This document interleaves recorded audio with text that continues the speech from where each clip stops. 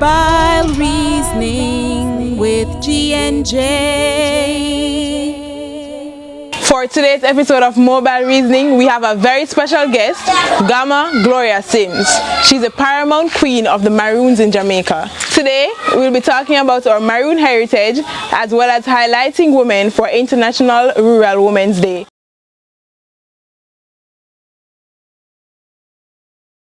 I used to sit with all the colonels and the Maroon secretariat. At those days, they had Colonel Preddy, who was colonel for a compound, and Prey in Scott's Hall, and Right. Colonel Lumsden here, and Colonel Sterling. Colonel Lumsden passed. Yes. So, after sitting with them, and seeing how things was flowing, the spirit speak to me. And, I did social work and I did research a lot. And in my research, I always like researching human rights. You have a eager and a vibe towards human rights and woman rights. And so I find that my energy is more in those areas. Right. Those are the things I would research into. Our other topic would be spirituality, African spirituality, or Indigenous spirituality. Right. But after being there with them now and seeing the whole level, even with them, because at that time, they wanted me was to take up the colonelship or chief then in Flagstaff. That's where my grandparents are from. That's in Trelawney? Yeah, but I was not really pushy, more observing the whole scenario, so I never really pushed to go in to control. So another brother rise up down there. So after a while, and seeing how the whole politics was running, I decided that I want to have something that I can, but I never even had this decision, the spirit more moving to me. Because it was in my spiritual vision that I get while sitting there, like I say, like a skirt throw over my head, a big white skirt. Like it would be moving, twirling, and it just come over my head. And my eyes was wide open, and I said, what kind of vision is that? And then, I was there, and the spirit started speaking to me about a woman's right. So I said, what? The spirit, first question the spirit said, have you ever heard about a Maroon woman's group before? And I said, no, come to think of it. So I said, I'm going to do a research to find out. So I started to do a research to find out if there was ever one before. And there was never. So I said, I'm going to start one. And it started. Me and another sister come together, and we said, we need to start this, so we need to pioneer it. We reasoned, and she said, start the Maroon Woman Council. But then I got to my bed and it never fall on me, and I was there, and then the old skirt vision come back to me, and the spirit said to me, it's not a council, it's a circle. I need everyone to be equal, a circle. Wow. And that's how the circle come around. And years after when we meet the Taino here, and they're telling about Native American and this whole circle for this, the circle of the elders, circle of the grandmother, the circle of women, and all these circles. So it's like history repeating itself. Yeah, and it's not something that I've known, that's what come back to me. The same with the conch shell. I've been blowing the conch shell while all the others were blowing the habeng. And I was saying to them, I get a habeng and a conch shell the same day, but the conch shell was the one that I could manage to blow. And I said, but it looked like the woman. A symbol for the woman. Yeah, it more looked like the woman. So I think this is what we're supposed to blow then. Yes. So even at one stage, they call us all the Maroon chief to blow, and I come up with the conclusion saying that is not an abeng. I said, well, it's my abeng. And then they said, don't you see the hand look like your follows, Yes. So that's yours, and this is mine. I went to the university in 2000 without no money, and eventually I got into the social work. How did that go? It was like really just setting out for it, and went there, and they sent me away all day, and I didn't leave. And in the evening the manager come and she said, you still here? And there was this student, she was a police inspector from Antigua, named Sylvia Adges, and she was just coming in herself. She was late, police inspector in her country, and the manager for the over social welfare, over school of continuing study. She came out of the office, Miss Williams, and she see me and she said, "You don't leave yet?" Standing at the office door, because she has sent me away about 2 or 3 times. And she said, "Why you don't go home and come back to classes since Sylvia is late, you and her?" And it took me a while to realize that that was what she said. And I hustled home and came back and was admitted in the class the following day. Didn't have any money, nor no support. So it was kind of rough until they realized and they start to write off most of the things that I would have needed. Yeah, I did the course and good and keep up with the momentum. I finished my book in time, you know, even some of the other students weren't finished. I ended up with a dam that I had by myself, a police inspector, as police from here, had a dam, but he was driving home to St. Thomas, there is transport and he's from St. Thomas.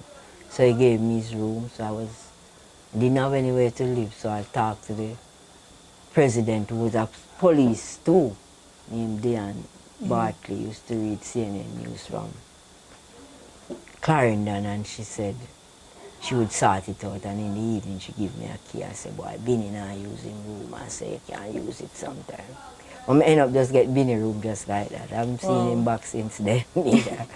But I ended up with Binny room, and it was like me alone in a dorm, and everybody was saying, "Oh, you're alone up in a dorm," because most of them share. So, boy, I don't know. But I had a dorm by myself, and you know, could study all night if I want, and it was good. And so I put in works, you know, had a situation where I've been in a situation I can't even talk about it, but it was like I fainted, like, you know. Right. It was more than fainted still, but I don't want to get into that. That's okay. And my denture got broken at the time and my eyes was all swollen up, so they was asking me if somebody attacked me, and you know, the police inspectors, them and the police want them in the course with me. Because I do social work, a lot of police officers was on the course with us. And I said no, and it even caused them to write off more of the things with me. And everybody wanted to help me, so the BBI student, they were very good at typing, and I was having difficulty to type my work. And so I have to pay like $1,500 to somebody who would type them and give them back. So I never have the money either. So they decided to type for me, and they decided to take over all the computers too. So I had my work. So when I see them do that, they wanted me me to go to the hospital. So I said no, I'd put my scarf over the side that was swollen. I used one eye in the classroom, and I was going same way. I didn't stop 3 o'clock in the morning. I was like with my one eye still doing work. Resilient. Midday when they say everybody book must be on the director desk, mine was there. So yeah, I've been, you know, many people ones who see me come through tell me I was the only one that they called back and give a check to when I was leaving, because I have so much money at the end. I didn't get sponsorship until graduation day. And so when I was in there changing to put on my clothes, they was telling me that they get sponsorship, you know. And so some people had paid some money for me before, so I had too much. So they when I was leaving, they called me back and gave me a check. So you went in with none and came out with a lot? I was the only one from the class that left, that they called, and they said, "Simms, how you do it?" I said, "I do nothing, no. And nothing I do. I don't know what's happening."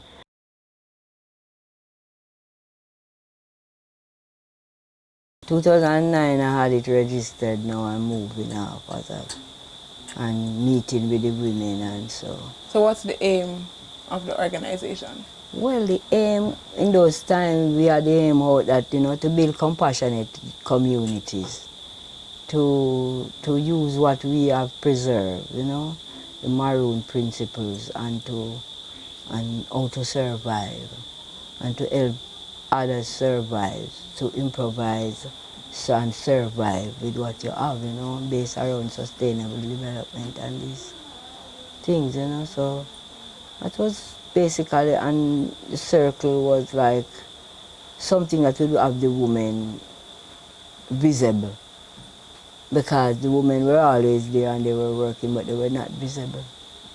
So something that would make it visible, you know. And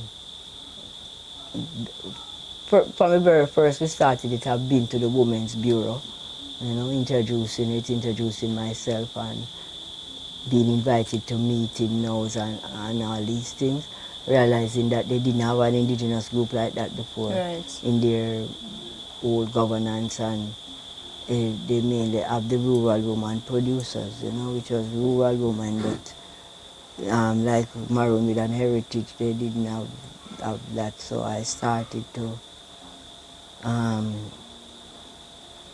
educate and to share and to be at function and to speak the way Maroon woman would speak. So is it inclusive of all women?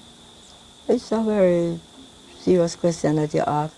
The reason why I had the name Maroon Indigenous Woman is because being as one who had been around Rastafari, and I have a lot of sisters that are Rastafari who don't consider themselves then, even though some of them is from the background of Maroon heritage, but they don't claim it. So they wouldn't say they are Maroon. But I know them, and I know their creativity, and I know that many things they do and the way they live and the way they think and the way they talk, and I know them that much, is indigenous as well.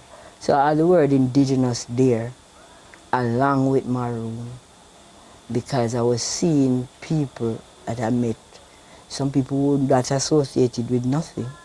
I have quite a few sisters who are revival. Right. You know, my grandmother was revival as well.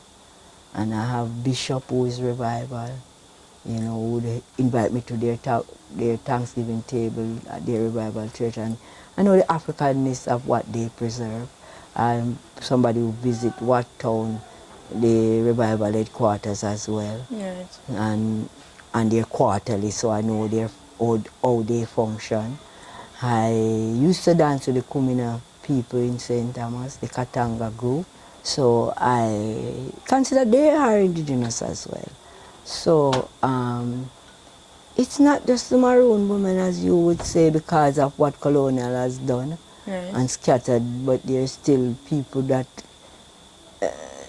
remain not programmed or colonized like that, who still hold on to their Africanness. And because I was someone who has Maroon heritage but was out there amongst Rasta, being accepted by Nyabingi and Rasta elders and mothers and grandmothers and sisters, and respect by younger ones who I know from child and now they are grown up. And so and all these different cultures I've been around, I had my respect for them and they for me. So I consider many people is very, and they would tell you many of them that they have Maroon descendants. Almost everybody do. You mentioned a lot of different groups, the Rastafarians, the Maroons, the Revivalists. What separates them? Or what differentiates the different groups? I don't think nothing, they're all African retentions. You know, and I am drawn by the drum, the different drums, whatever the drum. So that is, I would say, well, I'm drawn by the drum culture. So wherever the drum is, even reggae music with a trap drum, then you're drawn by the drum.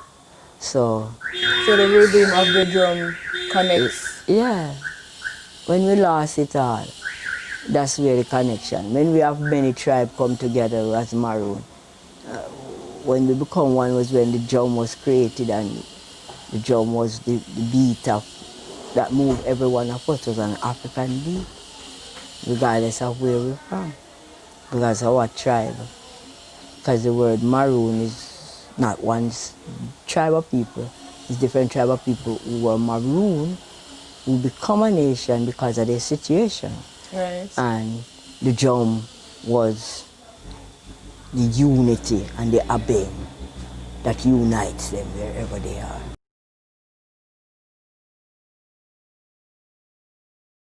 International Rural Women's Day is celebrated annually on October 15. As the head of the Maroon Indigenous Women's Circle, how do you feel about that day? The celebration, the acknowledgement of rural women? Well, we give thanks for the recognition, as usual, as always. Yeah, but we go much further than just recognizing we are here, pulling up sometime from the roughest side of the mountain. So. But we give thanks for the recognition worldwide, making us know that we are not alone, you know. There's other rural women all over the world, and yeah, we are, even though we, as I said, we're pulling up from the other side of the mountain, we are proud to be rural women because we think we have that knowledge to survive any situation. Do you think that more light needs to be shed on rural women and the contribution that they make to society? Yes, yes, much more, you know, much more. You know, market woman, as I would always say, is the backbone of this country, where economic is concerned, but they are not being highlighted. They're very invisible still. I haven't seen a program around market woman, and they are here for years, you know. So, yeah, right now in the pandemic here, women play a vital role. Especially in the shortage of food. And woman has been playing that vital role. It's even the cabbage, it's even the what you call it, the cuttings from the callaloo or that we buy in the market, we plant back sometimes. We juke it in our garden. Many women is like that, they have to plant something, you know. So in times like now, I think right now the earth and the world has to rise up with all what them doing and realize that women on a whole, and especially indigenous rural women, is who is the savior and redeemer of this Mother Earth here. Rural women are normally synonymous with agriculture and planting, but I believe that there are more aspects, there are more things that are connected to them, but those things are not normally brought to light or brought to the center. Many things. Rural women are counselors. They can counsel you about life because we live life. We have to face life every day in our way. So they are very good at counseling, at advising. They can be a counselor, they can be an advisor, they can be, because other women, sometimes you have to counsel other woman, counsel husband and all these things, counsel children. They are teachers, they are healers, they are scientists. We mix medicine up and mix up compound of medicine, chemists. Yes. You know, we have to do that, no matter what they're saying, no matter what WHO is going to say. In the middle of the night when you live far and you wake up in the night and the child and you don't have no medication and thing, you have to jump in the kitchen. Mix up the herbs and find some kitchen stuff, because all the things in the kitchen are medicines. You understand? Everything that earth gives to us. Everything, seasoning and spice that we use has medicinal values. And we have to jump out there and use them before daylight and we can go down a clinic. We have to try home remedies. So we are scientists, we are herbalists, we are healers, we are teachers, advisors, counselors, peacemaker, social worker. Everything. You have to help somebody to put out a farm, they would come check you. You have to help somebody to write a letter. All these things rural women do. But many rural women go to school, they go to high school, they go to colleges. Yeah, they're very bright, you know. But they turn to their farming, that's what they used to, and rearing the animals. Some young, very young woman too, who you would think would be out there in the world doing other stuff because they might do. They turn to farm. It is important, it is vital, it is what sustains us. Well, it is who we are, you know, we are the producers, we are food producers. from a long time. The queen mothers, African, if you check the African, the woman will be the one who save the seed, they're the one who plant the seed, they're the one who nurture it. Sometimes the men is in war, sometimes the men them die off, they go hunting. You are home with the children, you have to be planting, we have And to be cooking. reaping. We do a lot of things. We are entrepreneurs, dressmakers, Yes, you're versatile, not just limited shoemaker, to craft one maker, thing. jewelry maker, you know. The colonel she's a colonel. Marcia? Yeah, and she's a rural woman, same way. She's a trained teacher too, you know. So there's different levels that rural woman. You have many rural women who are teacher who used to be teaching and then they turn into farming. And they think they're doing better, you understand? So Do you think that there's a disconnect between rural women and urban women? sometime, you know, at some time in life it was worse. It's getting away now because the woman them in the country moving around and you have people now glad to come from town into the country, so it's not as bad as it used to be, but it still exists. You know, where the ones in town might feel like they're a little bit better than the ones in the country. And then the one in the country sometimes feel like they Inferior. they are a little worse than people living in town, which is not true. Yeah, I agree. Yeah, it's not true. Not true. All the while I have to tell them that never so. Even people in America have to tell them, listen to me, man. Don't bother try to talk about you want to run and go in America. Here you don't really want to run and go over there. Our brother used to tell son to tell him really did it. And now he has to tell me something and I say, what did I tell you? You know, boy, Mama G, you did tell me, you know. I say, yeah, me know. You don't want to run away to America. You want to go there, yes, you want to spend a good time, but you want to leave when you're ready to leave, like you can be tormenting. You want to come to your yard. Yeah. So, it's the same thing, you know. Country, a lot of women in country at age of 30 has their own home. Build a nice little house and couple rooms. And their peers like themselves who left for Kingston is still paying rent and can't get nowhere to proper to live neither. And when they come to visit their friend in the country, they're telling them that we just finished close on the hill there, my house, you know, I just finished here paint, me I go paint her, and some me I go do. And when you go in there, it's proper, you wonder what you're doing in Kingston. Because you know that if you had stayed in the country, you would have your home like that as well. You understand? So it doesn't really work out.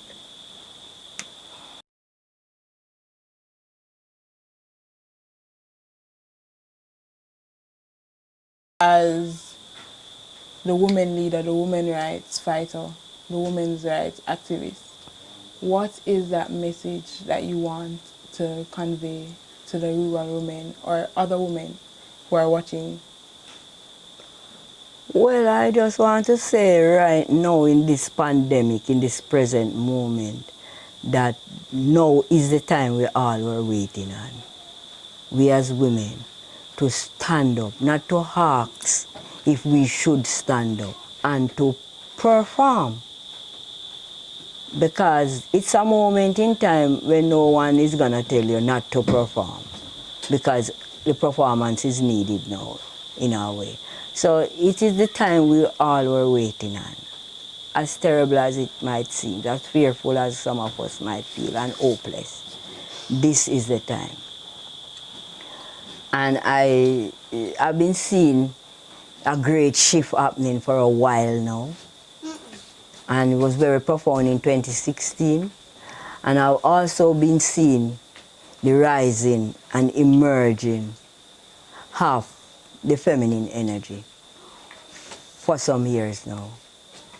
So I wouldn't say that it's the rising or the emerging of the re-emerging of the feminine energy to take up back its rightful position in earth.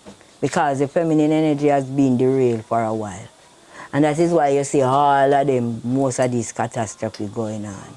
because that feminine energy has not been yet reinstalled or restored to the position. A few women fight hard for it, yes, and still are going through the struggle with it. But the earth itself is now saying, as it was in the beginning, so shall it be. That it's time now that the governance that run earth itself, because earth have its own governance, fall back in place and be acknowledged the way it's supposed to be. That the woman, the feminine energy, the energy that has all the goodness, grace, faith, hope, all the things, mercy, that we, wisdom, that we ask for, the goodness is all feminine. And until we restore that energy, until we recognize, acknowledge, and enhance that energy, you know, then we will not prosper. Prosperity will not happen, because that's where all the fruits is gonna bear from. That womb, that feminine soil. So earth itself is replenishing itself back into that position without asking man to do it. So it is that moment now. It's a great shift and that we're going through. And it is showing itself physically as a pandemic, and it is also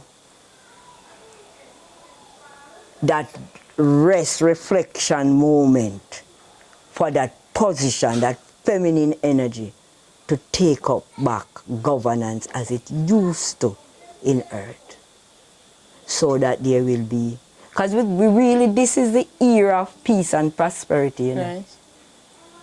But there can be no peace and prosperity, because about peace and prosperity is all feminine words also. The woman is the one who carry that productivity, prosperity, that growth. You know, she has the mold, that mold life. And when she's not impregnated with another human being, then she's impregnated with many ideas and many growths. You understand? Mm-hmm. And until we see that, and that is the moment that is what is happening right now. That's what I see. And I'm saying to the women, this is the time we all been waiting on.